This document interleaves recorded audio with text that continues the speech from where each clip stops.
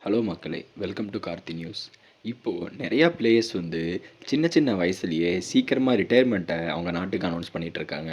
இதுக்கு முக்கிய காரணமா சொல்லப்படுறது உலகம் ஃபுல்லா நடக்கிற T20 டோர்னமெண்ட்ஸ் தான். இந்த டோர்னமெண்ட்ஸ் வந்து எல்லா மாசமுமே வந்து நடந்துட்டே இருக்கு. ஒவ்வொரு மாசமும் ஏதோ ஒரு நாடு T20 டோர்னமெண்ட்ட ஆர்கனைஸ் பண்ணிட்டுருக்கும். இதில பிளேயர்ஸ் வந்து விளையாடுறதுனால அவங்களால நிறையா மணி வந்து ஏர்ன் பண்ண முடியுது. இப்போ நிறையா நம்ம எடுத்து பார்த்தோம் அப்படின்னா, நிக்கலஸ் பூரன் வந்து இன்னைக்கு ரிட்டயர்மெண்ட் அனௌன்ஸ் பண்ணியிருக்காரு. அவருக்கு வயசு வந்து வெறும் 29 தான் ஆகுது. 2 வாரத்துக்கு முன்னாடி சவுத் ஆஃப்ரிக்கன் விக்கெட் கீப்பர் பேட்டரான கிளாசன் வந்து ரிட்டயர்மெண்ட்டை அனௌன்ஸ் பண்ணாரு. அவருக்கு வயசு 32.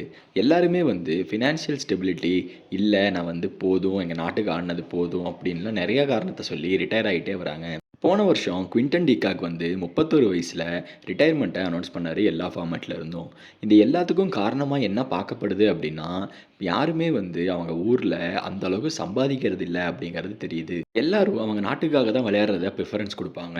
ஆனா, நாட்டுக்காக விளையாடுறப்ப அவங்களால வந்து நிறையா சம்பாதிக்க முடியல அப்படிங்கிற நிலைமை வரும்போது, எங்க அவங்களால சம்பாதிக்க முடியுதோ அத நோக்கி போக வேண்டியதா இருக்கு. இப்போ வெஸ்ட் இண்டீஸ், சவுத் ஆஃப்ரிக்கா இவங்க எல்லாரையுமே பார்த்தா, இந்தியா, ஆஸ்திரேலியா, இங்கிலாந்து வந்து ரெவென்யூ ஜெனரேட் பண்ற அளவுக்கு அவங்களால ஜெனரேட் பண்ண முடியறதில்ல. ஐசிசியுமே வந்து இந்த 3 ஊருக்கு தான் வந்து நிறையா காசு தராங்க. அதுக்கப்புறம் மிச்சம் இருக்கிற ஷேர தான் மத்த எல்லா டீமுக்குமே பிரிச்சு தர வேண்டியதா இருக்கு.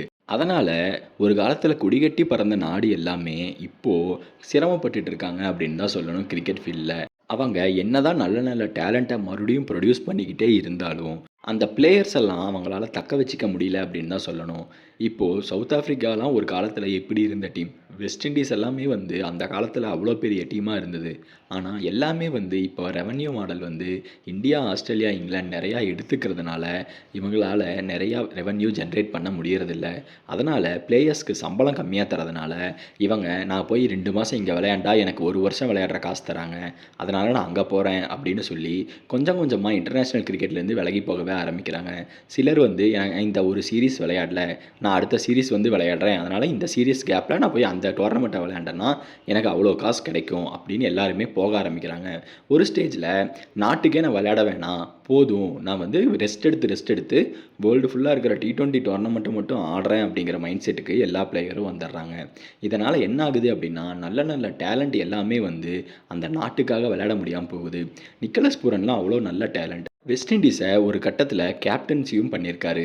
அப்படி இருக்கும்போது அவர் 29 வயசில் ரிட்டையர்மெண்ட் அனௌன்ஸ் பண்ணியிருக்காரு. கிளாசன் இருக்கிற ஃபார்முக்கு அவர் வந்து இன்னும் 5 வருஷம் சாலிடாக விளையாடலாம். ஆனால் அவருமே ரிட்டையர்மெண்ட்டை அனௌன்ஸ் பண்ணிட்டாரு. குவிண்டன் டிகாக்லாம் 31 வயசில் ரிட்டையர்மெண்ட் அனௌன்ஸ் பண்ணுறாருன்னா அவரை என்ன சொல்கிறது? ஏன்னா சவுத் ஆஃப்ரிக்காவுக்காக 3 ஃபார்மெட்லேயுமே ரொம்ப நல்லா பெர்ஃபார்ம் பண்ணி ஒரு நம்பர் 1 பிளேயராக இருந்தவர் குவிண்டன் டிகாக். ஆனால் அவருமே வந்து ஒரு இடத்துல இல்லை போதும் அப்படின்னு ரிட்டையர் ஆகிட்டே இருக்காரு. இது எல்லாத்துக்குமே காரணம் என்ன அப்படின்னா ரெவென்யூ மட்டும்தான்.